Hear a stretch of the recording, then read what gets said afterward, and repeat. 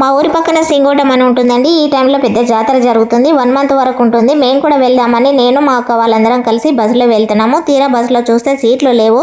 ఇంకా లాస్ట్లో ఒక సీట్ ఉంటే అక్కడ వెళ్ళి కూర్చున్నాము. ఒకసారిగా బ్రేక్ అయ్యేసరికి పైకి ఎగిరి మళ్ళీ ఒకసారి కూర్చున్నాము. అబ్బా, ఈ 10 నిమిషాల జర్నీ కోసం ఇంత లాస్ట్లో వెళ్ళి కూర్చునే బదులు ఒక 10 నిమిషాలు నిలబడితే బాగుండే అనిపించింది.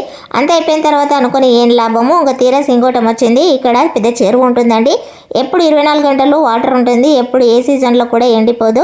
ఇక్కడ అలుగు వస్తుంది. ఆ అలుగు నుంచి వచ్చే వాటర్లో అందరూ స్నానాలు చేసి దేవుని దర్శనం అయితే చేసుకుంటారు. గుండ్ల ఆప్షన్ కూడా ఉంది, గుండ్లు కూడా చేయించుకోవచ్చు.